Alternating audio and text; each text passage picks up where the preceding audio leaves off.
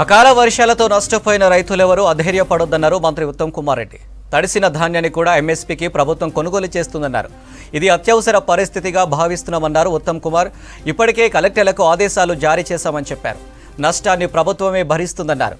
కొన్ని చోట్ల మిల్లర్లు తరుగు ఎక్కువ తీస్తున్నారన్న సమాచారం తన దృష్టికి వచ్చిందని చెప్పారు. చివరి గింజ వరకు ఎంత నష్టమైనా ప్రభుత్వమే ఎంఎస్పీకి కొనుగోలు చేస్తుందన్నారు.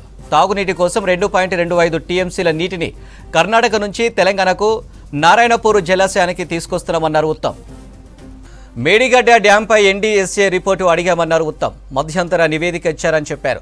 2019 నుంచే డ్యామేజీ అయిందని చెప్పారు. గత ప్రభుత్వం తప్పిదం ఉందని చెప్పారన్నారు. డ్యాంల భవిష్యత్ గురించి గ్యారంటీ ఇవ్వలేమని చెప్పారు ఉత్తమ్. డ్యాంల భవిష్యత్ గురించి గ్యారంటీ ఇవ్వలేమని, గోదావరి పైనున్న అన్ని డ్యాముల్లో నీటిని తీసేయమని నేషనల్ డ్యామ్ సేఫ్టీ అథారిటీ చెప్పిందన్నారు ఉత్తమ్. వారం 10 రోజుల్లో పూర్తి నివేదిక వస్తుందని చెప్పారు. రైతులకు ఏ విధమైన నష్టమైన ప్రభుత్వమే భరిస్తుందన్నారు. బీఆర్ఎస్ బీజేపీల ఒప్పందం స్పష్టంగా కనిపిస్తుందన్న ఉత్తమ్. బీఆర్ఎస్ ప్రభుత్వంలో పోలింగ్ బూత్లో ఉన్నప్పుడు కూడా రైతు బంధు పడిందని చెప్పారు. అప్పుడు బీజేపీ ఎందుకు ఆపలేదని ప్రశ్నించారు ఉత్తమ్. విద్యుత్ విషయంలో కేసీఆర్ తప్పుడు ఆరోపణలు చేస్తున్నారని చెప్పారు ఉత్తమ్. నిరంతరాయంగా విద్యుత్ సరఫరా చేస్తున్నామని భట్టి విక్రమార్క స్పష్టం చేశారని తెలిపారు. కొనుగోలు విషయంలో ఎక్కడ ఆలస్యం కాలేదన్న ఉత్తమ్. ధాన్యం ఎప్పుడు వస్తే అప్పుడు ప్రభుత్వం కొనుగోలు చేస్తుందన్నారు. ప్రధాని అదానికి ఉన్న సంబంధం ఏంటో మోదీ చెప్పాలని నిలదీశారు. సీఎం రేవంత్ రెడ్డిపై మోదీ చేసిన వ్యాఖ్యలను ఖండిస్తున్నామన్నారు ఉత్తమ్. అకాల వర్షాలతో నష్టపోయిన రైతులెవరూ అధైర్యపడొద్దన్నారు మంత్రి ఉత్తమ్ కుమార్ రెడ్డి. తడిసిన ధాన్యాన్ని కూడా ఎంఎస్పీకి ప్రభుత్వం కొనుగోలు చేస్తుందన్నారు. ఇది అత్యవసర పరిస్థితిగా భావిస్తున్నామన్నారు ఉత్తమ్. ఇప్పటికే కలెక్టర్లకు ఆదేశాలు జారీ చేశామని చెప్పారు. నష్టాన్ని ప్రభుత్వమే భరిస్తుందన్నారు. కొన్ని చోట్ల మిల్లర్లు తరుగు ఎక్కువగా తీస్తున్నారన్న సమాచారం తన దృష్టికి వచ్చిందని చెప్పారు. చివరి గింజ వరకు ఎంత నష్టమైన ప్రభుత్వమే ఎంఎస్పీకి కొనుగోలు చేస్తుందన్నారు.